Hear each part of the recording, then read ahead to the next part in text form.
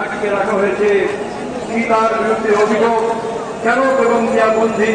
এই বিষয় হচ্ছে এই যে বেগম খালেদা জিয়া হচ্ছে এই দেশে স্বাধীনতার পক্ষে, সার্বভৌমত্বের পক্ষে, জাতীয় স্বার্থের পক্ষে এবং জাতীয় মুক্তির পক্ষে।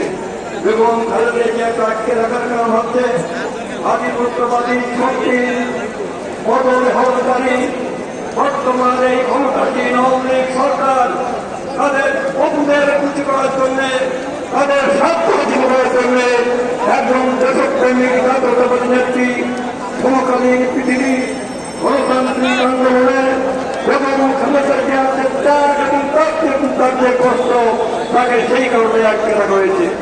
বন্ধুগণ, দুই কোটি টাকা চুরি করেছে এবং খালেদা জিয়া এই যে অতীত অর্থাৎ বাংলা প্রায়